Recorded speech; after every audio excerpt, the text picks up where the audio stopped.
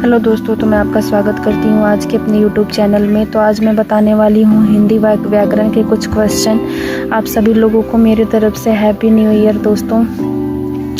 भाषा, लिपि और व्याकरण, वर्ण विन्यास, ये सब हमारे हिंदी व्याकरण के क्वेश्चन हैं, यानी सिलेबस हैं। तो ये सब मैं एक एक करके आप लोगों को डेली बताऊँगी। अभी मैं आज स्टार्ट करने वाली हूँ भाषा, लिपि और व्याकरण। भाषा, लिपि और व्याकरण किसे कहते हैं? भाषा, लिपि और व्याकरण।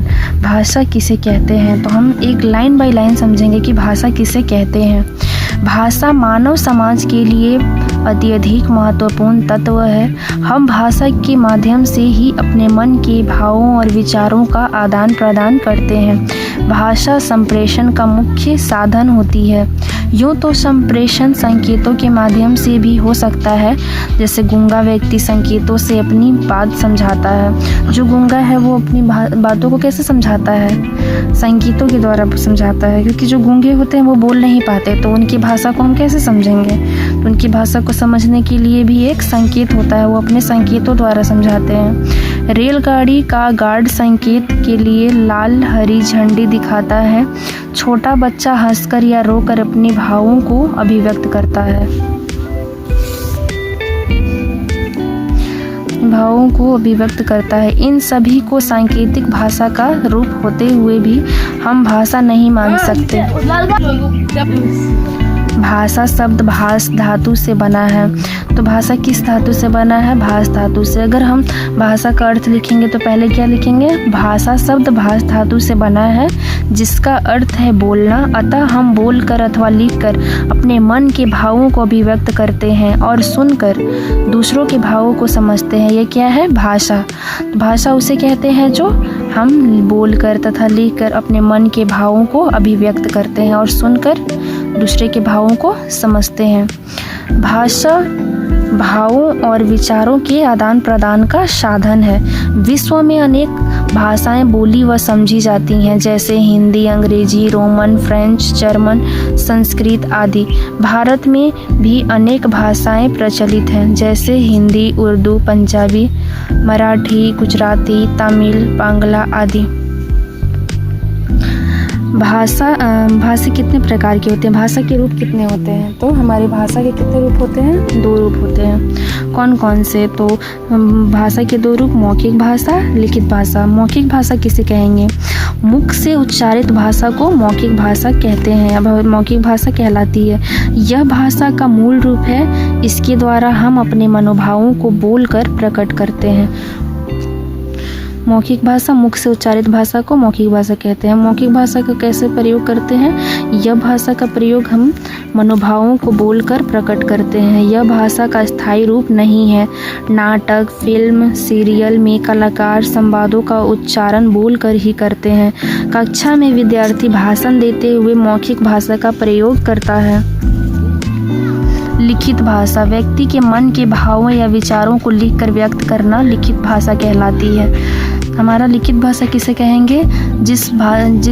हम अपने जो मन के विचारों और भावनाओं को लिखकर व्यक्त करते हैं, यानी कि जैसे औपचारिक पत्र वगैरह, जो पत्र वगैरह होता है उसको हम कैसे अपने मन के भावों को कैसे व्यक्त करते हैं? लिखकर। हम किसी भी क्या बोलते हैं, आवेदन को लिखते हैं या किसी भी चीज़ को, तो वो लिखकर जो भाषा हम लोग लिखने का जो भाषा प्रयोग करते हैं उसे लिखित भाषा कहते हैं। यह भाषा का अस्थायी रूप है। पत्र, पत्रिकाओं और पुस्तकों में भाषा का लिखित रूप से प्रयुक्त होता है। हम पत्र व्यवहार में भी भाषा के इसी रूप का प्रयोग करते हैं। लिखित रूप भाषा को सुरक्षित रखता है। यही रूप भाषा को मानकता प्रदान करता है। आइए भाषा के अन्य रूपों को भी जानते हैं।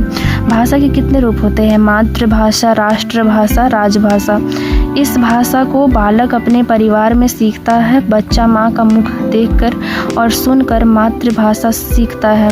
पंजाबी परिवार के बालक पंजाबी तथा तमिल परिवार के बालक तमिल बोलते हैं। यही उनकी मातृभाषा है। राष्ट्रभाषा, यह वह भाषा है जो देश के अधिकांश नागरिकों द्वारा प्रयोग में लाई जाती है। यानी हमारा राष्ट्रीय भाषा क्या है? हिंदी है। हमारा जो राष्ट्रीय भाषा होता है वो क्या है? हिंदी है। हिंदी को ही भारत में राष्ट्रभाषा स्वीकार किया गया है। राजभाषा, राजभाषा का प्रयोग सरकारी कामकाज में होता है। भारत के संविधान में हिंदी को राजभाषा के रूप में 14 सितंबर 1949 को मान्यता दी गई, परंतु अंग्रेजों को भी सह राजभाषा के रूप में जारी रखा गया। भाषा और बोली में क्या अंतर होता है, तो हम जानेंगे भाषा किसे कहते हैं और बोली किसे कहते हैं। भाषा का अर्थ विकसित रूप बोली जाती है। भाषा का अर्थ विकसित रूप बोली जाती है। एक बड़े भूभाग में प्रयुक्त होने वाली भाषा के कुछ क्षेत्रीय रूप विकसित हो जाते हैं, जिन्हें बोली कहते हैं। भाषा की अपेक्षा बोली का क्षेत्र सीमित होता है।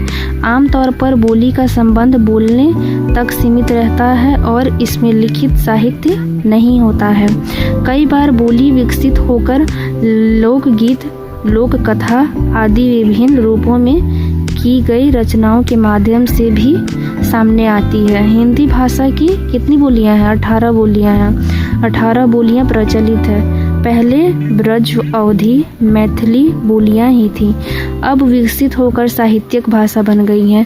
पहले कौन कौन सी भाषा थी? ब्रज थी, अवधी, मैथिली बोलियां ही ज़्यादातर बोली जाती थीं, लेकिन अब बहुत सारी भाषाएं हो गई हैं। जैसे हिंदी भाषा की प्रमुख बोलियां इस प्रकार है। पश्चिम में हरियाणवी बोला जाता है, खंडी बोली, ब्रज भाषा, बुंदेली और राजस्थानी। पूर्व में अवधी, छत्तीसगढ़ी, बघेली, भोजपुरी, मैथिली। उत्तर में गढ़वाली और कुमाऊनी पहाड़ी बोलियां। दक्षिण में दक्षिणी हिंदी। लिपि, वर्णों का उच्चारण ध्वनियों से होता है। लिपि किसे कहते हैं? वर्णों का जो उच्चारण है वो किससे होता है? ध्वनि। ध्वनि किसे कहते हैं? जो हम अभी बोल रहे हैं उसको क्या बोलते हैं? ध्वनि। हम ध्वनि के प्रयोग से ही ना आप लोगों को कुछ बता सक रहे हैं, तो ध्वनि किसे कहते हैं? जो हम बोलते हैं उसे ही ध्वनि कहते हैं। तो वर्णों के उच्चारण ध्वनियों से होता है। ध्वनि को लिखने के लिए कुछ चिन्हों की आवश्यकता होती है। ध्वनि का लिखित रूप ही लिपि कहलाता है। ध्वनियों के लिखित रूप देने के लिए निश्चित चिन्हों की व्यवस्था को लिपि कहते हैं। प्रत्येक भाषा की अपनी लिपि होती है। जैसे हिंदी भाषा की लिपि देवनागरी होती है। देवनागरी लिपि का विकास ब्राह्मी लिपि से हुआ है। और जैसे हिंदी के रोमन लिपि में आया सावन झूम के कुछ प्रमुख भाषाओं की लिपियां हैं।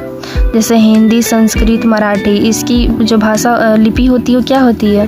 देवनागरी। हिंदी, संस्कृत और मराठी की जो लिपि होती है देवनागरी। पंजाबी की गुरुमुखी, उर्दू की फारसी, अंग्रेजी का रोमन होता है।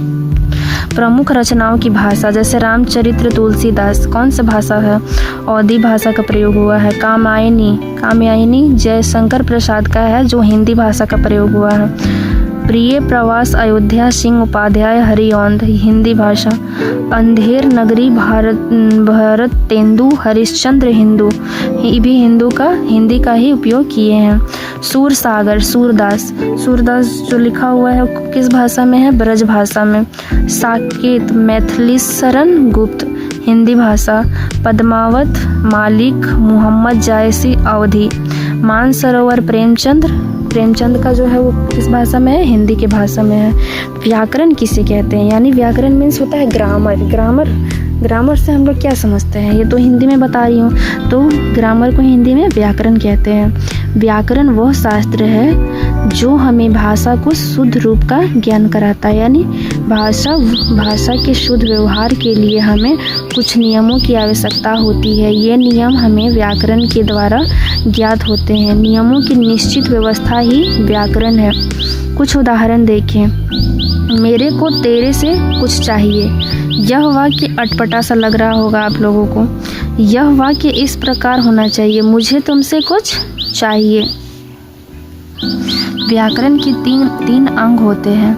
व्याकरण के प्रमुख अंग कौन कौन से हैं? वर्ण विन्यास, शब्द रचना, वाक्य।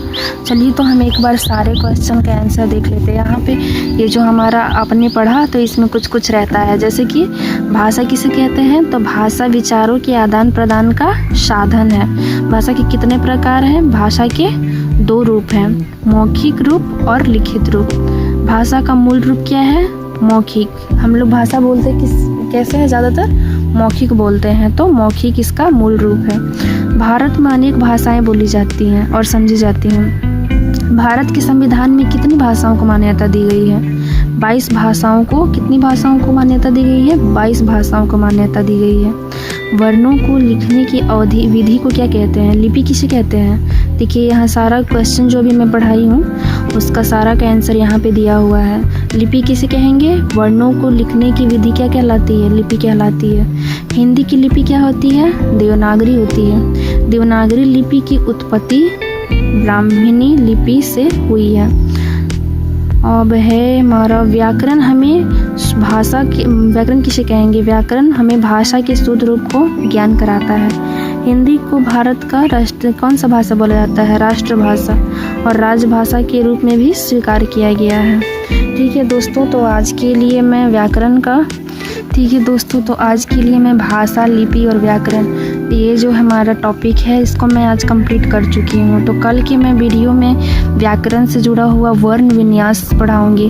वर्ण विन्यास में क्या क्या आता है, जैसे वर्ण का परिभाषा आएगा, मानक हिंदी वर्णमाला और वर्ण के कितने प्रकार होते हैं, स्वर, वर्ण और व्यंजन, ये सब भी होंगे उसमें। स्वरों की मात्राएं पढ़ेंगे, संयुक्त व्यंजन, हिंदी के विशेष व्यंजन और वर्ण विच्छेद। ठीक है दोस्तों, आज के लिए इतना ही। बाकी का टॉपिक जो है वर्ण विन्यास मैं कल के वीडियो में बताऊंगी।